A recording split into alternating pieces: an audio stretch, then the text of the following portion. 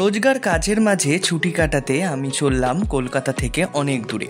না, শুধু আমি নয়, বরং আমরা। শহরের জনকোলাহল থেকে মুক্তি পেতে আর একটু প্রাণ ভরে নিঃশ্বাস নিতে আমরা বেরিয়ে পড়লাম আমাদের বহু পরিচিত একটি শৈল শহরের উদ্দেশ্যে। কি সেই শৈল শহর, আর কারাই বা যাচ্ছে আমার সাথে, সবটা জানতে দেখতে থাকুন আমার পুরো ভিডিওটা।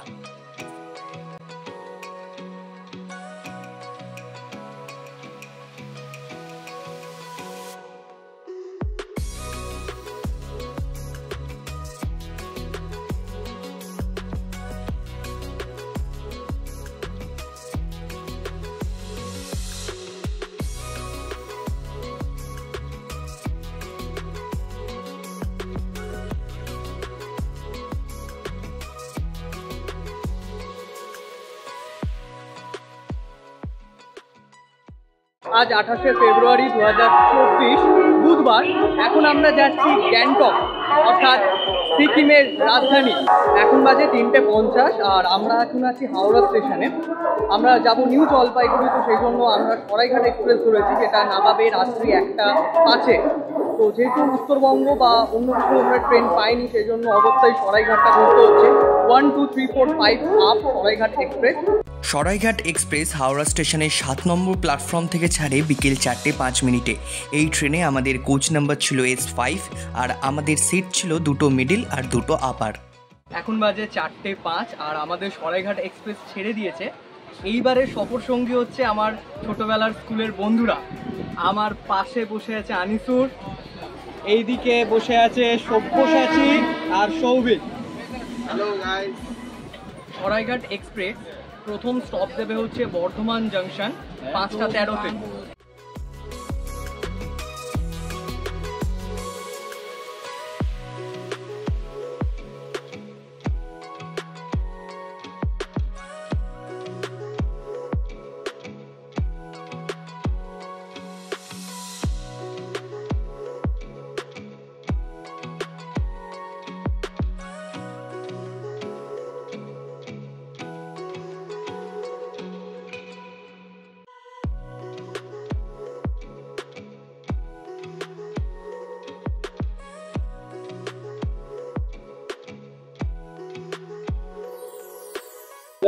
এখন বাজে 4:30 আর আমাদের কিন্তু ট্রেনেতে খাওয়া দাওয়া স্টার্ট।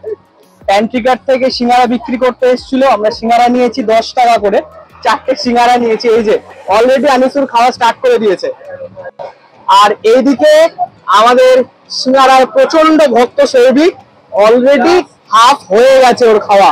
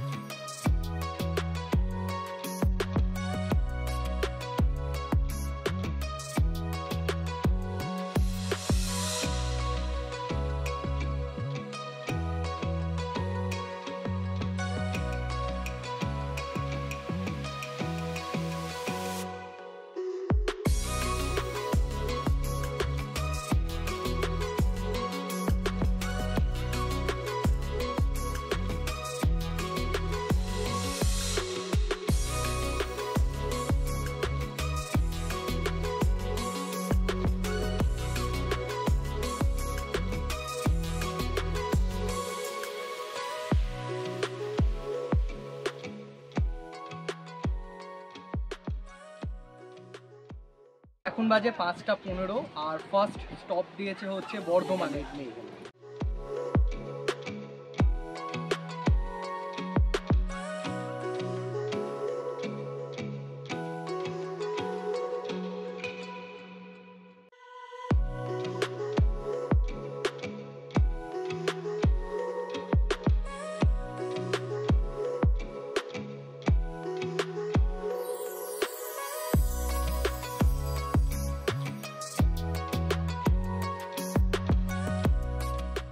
ছোটবেলায় আমরা সবাই এক স্কুলেই লেখাপড়া করেছি।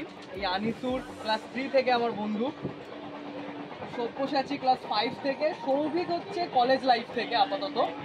তো সেই সময় আমরা স্কুল লাইফে প্রচুর হ্যান্ড ক্রিকেট খেলতাম, ছোটবেলাতেও আমরা খেলেছি। সৌভিকের বাড়িকে আমরা অনেক সময় হ্যান্ড ক্রিকেট খেলেছি, সেটাই আমরা এখন হ্যান্ড ক্রিকেটটা খেলছি, আমাদের স্কুলের জীবনকে আমরা এখন মনে করছি। তো এক রাউন্ড খেলা হয়েছে, এখন আমরা পরপর অনেক কটা রাউন্ড খেলবো, ম্যাচ খেলবো, সিরিজ যে খেলবো যেগুলো আমরা স্কুল লাইফে খেলতাম।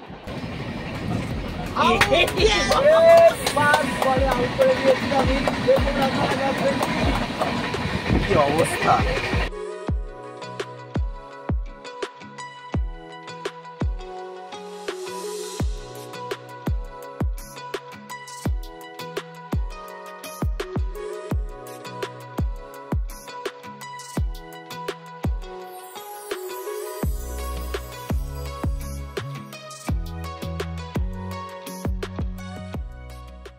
আমরা এখন চিকেন স্যান্ডউইচ খাচ্ছি সবাই মিলে। ওই প্যান্ট্রি কার্ড থেকে বিক্রি করতে এসেছিল চিকেন স্যান্ডউইচ 60 টাকা করে, আর চিকেন প্যাটিস হচ্ছে 50 টাকা। আমরা সবাই চিকেন স্যান্ডউইচ নিয়েছি, খালি সব্যসাচী একমাত্র চিকেন প্যাটিস নিয়েছে। ওর হয়তো স্যান্ডউইচ খেতে খুব একটা ভালো লাগে না। আমার হাফ খাওয়া হয়ে গেল, তারপরে ভিডিও করা। এটা দেখতে পাচ্ছেন এমটি।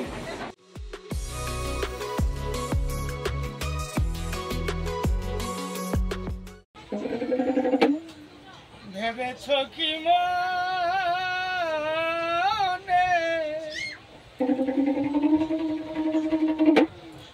এই ত্রিভুবনে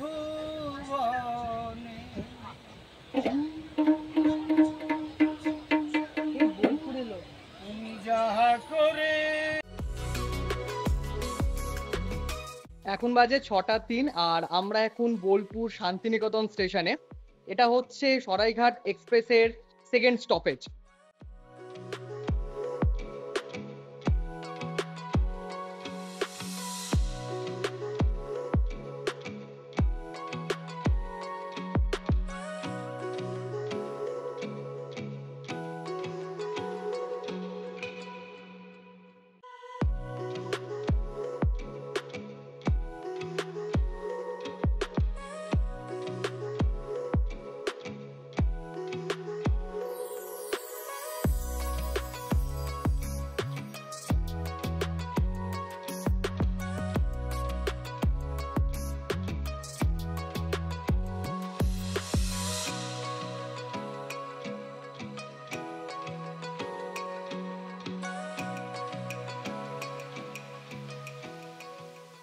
এখন বাজে প্রায় 7টা। রামপুরহাট জংশনে দাঁড়িয়েছিল গাড়িটা, তখন এক ঘুগনিওয়ালা ওঠে, সেখান থেকে আমরা এখন ঘুগনি খাচ্ছি। ট্রেনে উঠবো, ঘুগনি খাবো না, এটা হতে পারে না। আমরা অনেকক্ষণ ধরে ঘুগনি ঘুগনি করছিলাম, কিন্তু অলরেডি অ্যাট লাস্ট ঘুগনিটা উঠেছিল।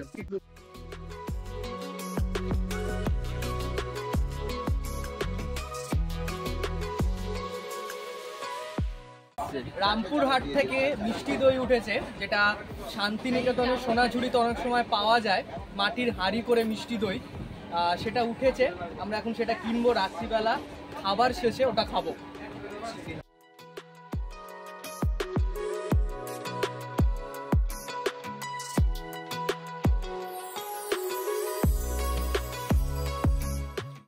এখন বাজে প্রায় 9টা আর আমরা এখন রাতের খাবার খাবো।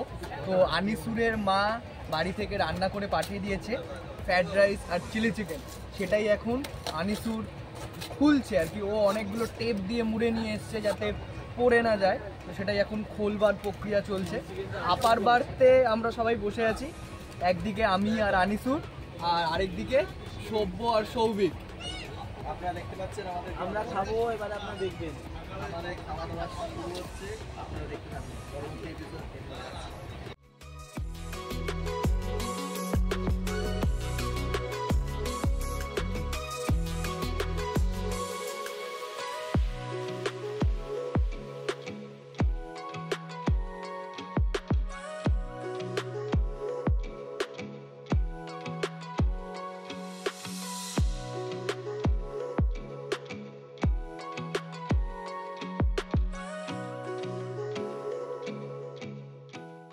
বল কাকিমা কিরকম খাবার করেছে? একদম ফাটাফাটি, একদম পারফেক্ট, টক ঝাল মিষ্টি নুন একদম পারফেক্ট। এই যে খাচ্ছি দেখুন। আচ্ছা, রাইসটা করেছে কাকিমা আর চিকেনটা করেছে আমাদের আনিসু। এটা হচ্ছে আমাদের শেফ যে চিকেনটা তৈরি করেছে। রান্না কিন্তু হেভি, মারাত্মক। রাত্রিবেলা এরকম হালকা ফুলকা ফ্রাইড রাইস আর চিলি চিকেন, ও লাভলি।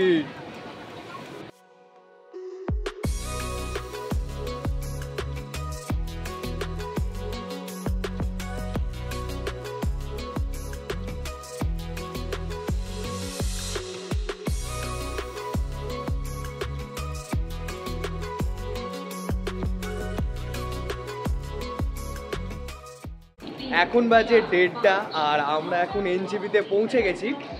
ট্রেনটা ঢুকবার কথা ছিল 1:05-এ, কিন্তু ঢুকেছে পাক্কা 1:30-এ, মানে প্রায় 25 মিনিট লেট। তো আমরা এখন এখানেই ওয়েট করব এনজিপিতে। সকালবেলা ভোর 4টের সময় আমরা বেরোবো। হোটেলের গাড়ি বলা আছে আমাদের, সোজা গ্যাংটকে চলে যাব সেই গাড়ি করে, লোহনার্ক হোটেল, ওখান থেকে গাড়ি পাঠিয়ে দিয়েছে।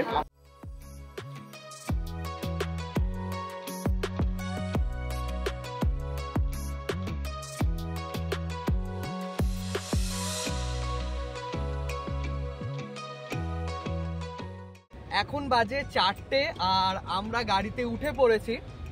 আপনাকে দেখাবো আমরা কোন গাড়িতে উঠেছি। একটুখানি ভোরটা হোক, যখন আমরা একটুখানি রেস্ট নেব, হল্ট করব, একটুখানি ব্রেকফাস্ট করব, তখন দেখাবো। অসাধারণ একটা গাড়ি, আর আমাদের ড্রাইভারটাও কিন্তু অসাধারণ। তার নাম শশাঙ্ক, সে আমাদের এনজিবিতে নিতে এসছে। এখন আমরা ওনার গাড়িতে করেই সোজা চলে যাব গ্যাংটক।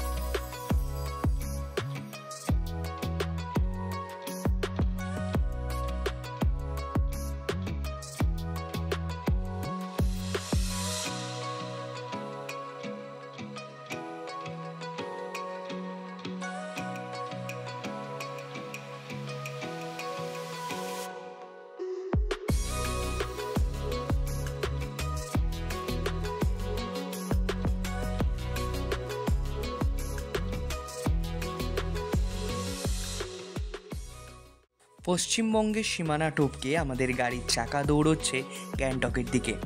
গ্যাংটক পৌঁছানোর আগে সিকিম সম্পর্কে আমরা কিছু তথ্য জেনে নিই।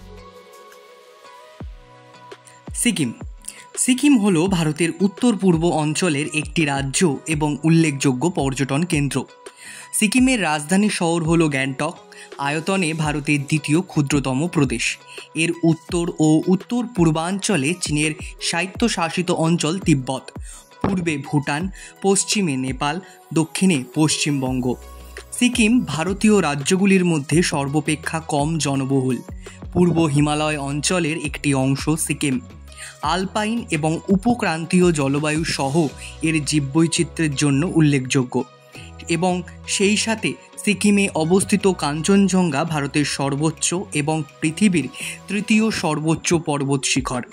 সিকিমের অধিবাসীরা অর্থাৎ লেপচা এবং ভুটিয়ারা বৌদ্ধ ধর্মাবলম্বী। এখানে মূলত মহাবান মতে তিব্বতী বৌদ্ধ ধর্ম চর্চিত হয়ে থাকে। সিকিমের উল্লেখযোগ্য নদীগুলি হল তিস্তা, রঙ্গিত এবং লাচুং নদী। এটি ভারতের সবচেয়ে পরিবেশগতভাবে সচেতন রাজ্য।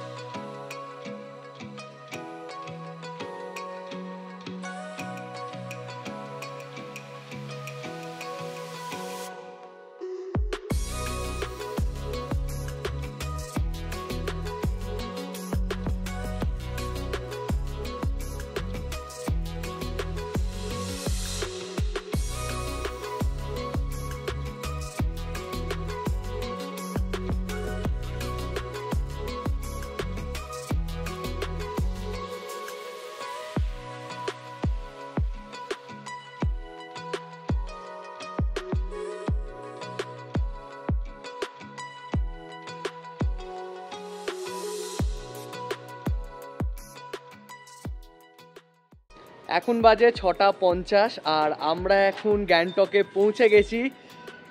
ইনি হচ্ছেন শশাঙ্ক দা, এনার গাড়িতে করে আমরা এখন গ্যাংটকে এসেছি।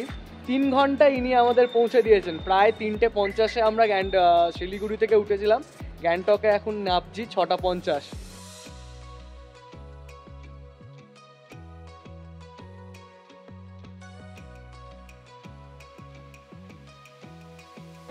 গ্যাংটকে কিন্তু ভালো ঠান্ডা আছে। এখন গ্যাংটক প্রায় 6 ডিগ্রি সেন্টিগ্রেড। আমরা এখন গ্যাংটকের হোটেলে ঢুকছি, হোটেল লোনার্ক রেসিডেন্সি। হোটেলে ঢুকে একটু ফ্রেশ হয়ে রেস্ট নিয়ে তারপর আমরা সাইট সিন করতে বেরোবো আজকে।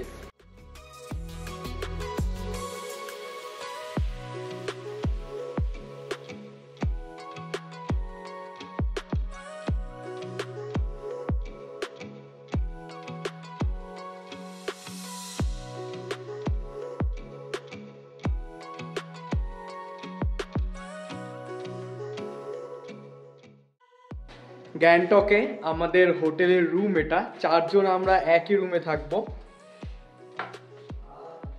এখানে একটা ছোট টেবিল আছে, ওয়ার্ড্রপ আছে, একটা আয়না, একটা টিভি, আর এখানে ডাবল বেড আছে 2টো। আচ্ছা, ওখানে একটা সোফা আছে, আর এখানে বাথরুম উইথ গিজার।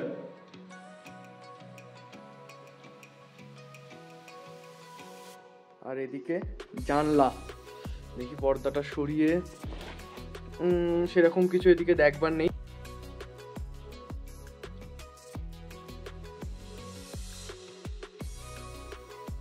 এখানে একটা সুন্দর ব্যালকনি আছে যেখান থেকে পুরো ভিউটা দেখতে পাওয়া যায়। ওয়াও,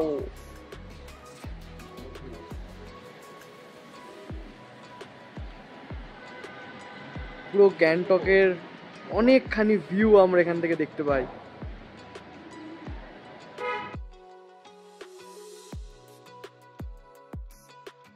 আমি শুভমজিৎ আর আপনারা দেখছেন আমার চ্যানেল ট্রাভেল হলিক শুভম। আমি বিভিন্ন জায়গায় ট্রাভেল করছি এবং তার ভিডিও তুলে এই চ্যানেলে দিচ্ছি। আপনারা দেখুন, লাইক করুন, কমেন্ট করুন, শেয়ার করুন, সাবস্ক্রাইব করুন এবং সাবস্ক্রাইব করবার সময় বেল আইকনটা প্রেস করতে ভুলবেন না, যাতে আমি যখনই একটা ভিডিও দেবো তার ইনস্ট্যান্ট নোটিফিকেশন আপনার ফোনে চলে আসে।